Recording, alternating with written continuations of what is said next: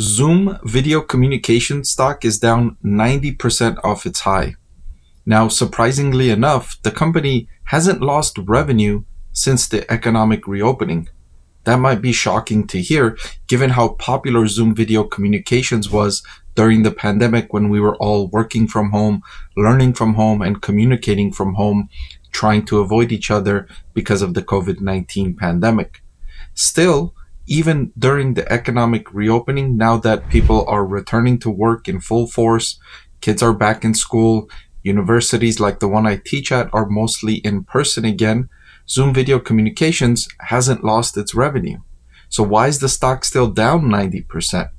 I think it's overdone, and I think it's a great investment for long-term investors. Let me explain why I think that's the case. I want to thank the Motley Fool for sponsoring this video. Visit fool.com/Parkev for the 10 best stocks to buy now. So just as I highlighted at the beginning of the video, Zoom video communications hasn't lost revenue because of the economic reopening, and that's important. You'll notice here $4.563 billion in revenue in the most recent trailing 12-month period, and that's about where it was the same time last year or even higher. It's actually still growing on the top line. Of course, it's not growing at the explosive rate it grew during the pandemic when revenue jumped from $600 million in 2020 all the way up to $4 billion in 2022. But it's retained most of those customers. It's retained many of those customers. You might be surprised why that's the case. Well, there's an important fundamental business foundational factor going on here, and that is the learning.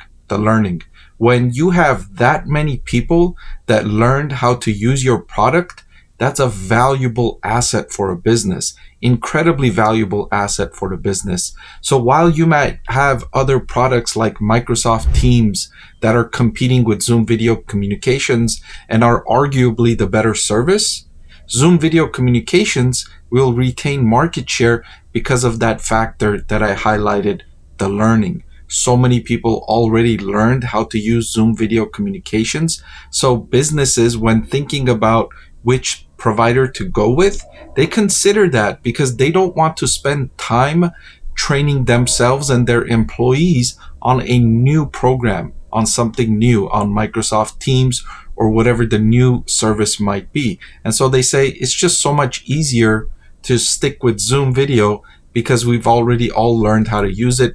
We probably all have the app on our computers and phones. We have an account. It's just easier. Let's just keep it smooth. We don't want to take the time to switch.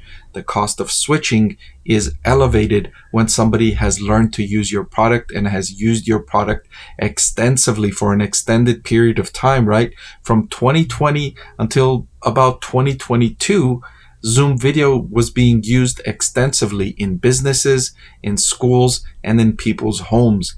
And that's incredibly valuable. And I think the stock market is undervaluing that important metric. And they're thinking, well, Microsoft Teams is so much better. Businesses are beginning to use that. And that's true. It might be true. Microsoft Teams is much better. And Microsoft Teams has another benefit where businesses already work with Microsoft and they already have Microsoft's products. And so it's easy to add incrementally the Microsoft Teams product. But that's true for businesses. It's not so much true for institutions like public education institutions like the university I teach at. I still use Zoom video communications for office hours, for sometimes when I need to do lecture online, which still happens. There are still many use cases where I need to lecture online, and I use Zoom video communications to provide those online lectures. And so Zoom video, you can understand why it's retained many of the customers. The area where Zoom video had difficulty during the economic reopening is that it had to work harder to retain those customers. Customers that were using Zoom video communications during the pandemic may have been willing to pay premium prices to use the service. But when economies reopened, they were not so desperate. And so they talked to Zoom video and they said, look, we don't know if we still want to use your service. And Zoom video said, okay, we understand you don't need it that much now, but what if we offer you a discount? What if we offer you some incremental incentive to stick with us? And Zoom Video Communications need to hire more people, have more communications with their clients in order to keep them. So they had to work harder, and that brought down their profit margin hugely. This is what people thought was going to happen to Zoom Video's revenue. A big jump and then a big drawdown. It didn't happen to revenue, but it did happen to profitability. But it was still positive. They still stayed above 0%, and now they're actually exploding higher again, 15.75% in operating profit margin in the trailing 12 months. They've got back to where they were in mid-2020. They've regained much of that operating profit margin in the business over the last year, year and a half, even though economies are completely reopened now, and you have a relatively small percentage of people that are working from home and learning from home. Zoom Video Communications handled that big up and down relatively impressively. Similar story with the cash flow from operations as with the operating profit margin, but still stayed positive and healthily so. 38.76% of sales turned into cash flow from operations for Zoom Video Communications.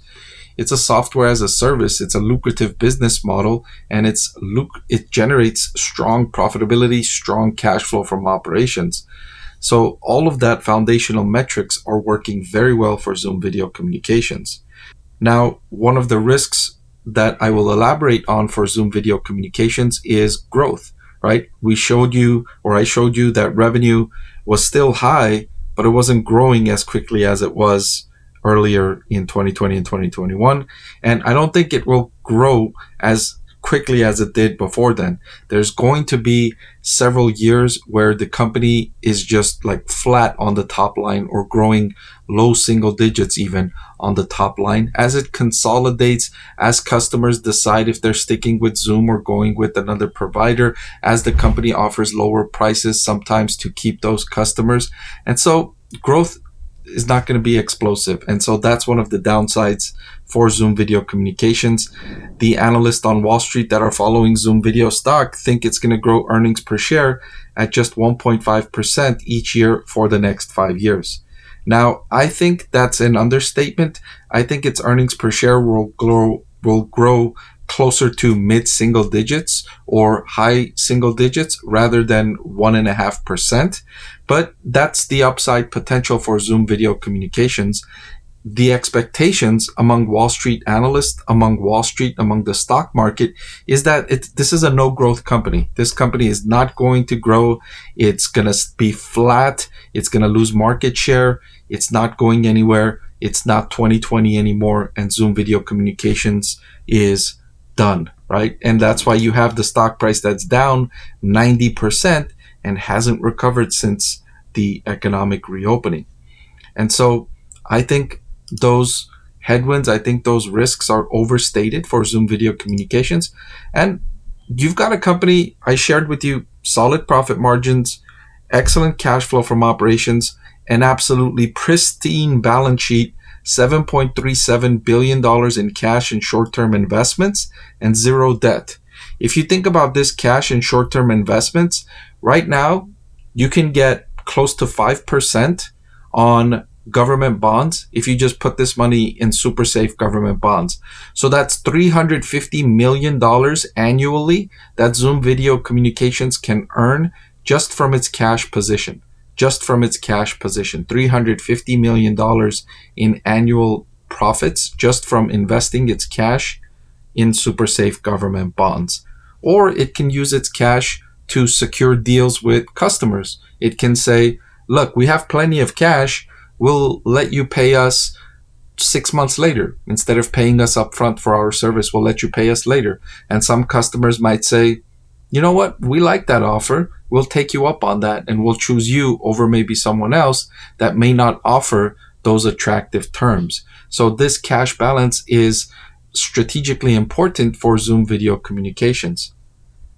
And finally, the stock is really cheap. It's trading at a forward price to earnings of just 11.36. This is the valuation of a no-growth company. This is the valuation that companies trade for when Wall Street expects close to zero growth. And I don't think that's the case for Zoom video communications. The industry is growing rapidly. More people and more businesses are using video communication, and that market will grow overall. However, Zoom video communications may lose market share within that market, but the market overall is growing. So that's a tailwind for Zoom video communications. And when you have a market that's growing overall, there's less battle within the industry for market share because the market is growing overall. There's a growing pie for everybody to eat from. You don't have to fight with each other to take market share. But for companies that are trading at these valuations, you think about Verizon and AT&T. You think about Ford and GM. You think about companies where the overall market is saturated and it's not growing. You think about the tobacco companies. These are the valuations they're trading at. Of course, people are smoking less tobacco. The cell phone market is saturated. There's no growth in that market. The automobile industry is saturated. There's relatively little growth in that market, especially in the US. And so Zoom video communications, I think, is trading at a cheap valuation, and it shouldn't be expensive.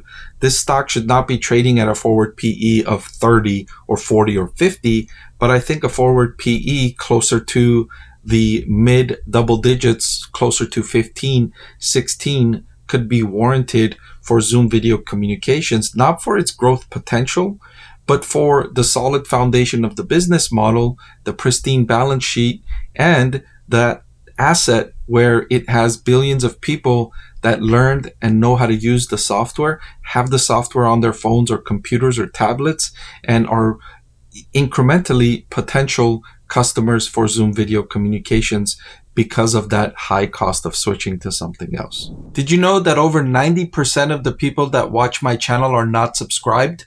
It'll really help support my channel if you hit that subscribe button. And oh, by the way, one of the benefits of being subscribed is that I take requests from subscribers more often than I do from non-subscribers. So if you prefer that benefit, please subscribe to the channel.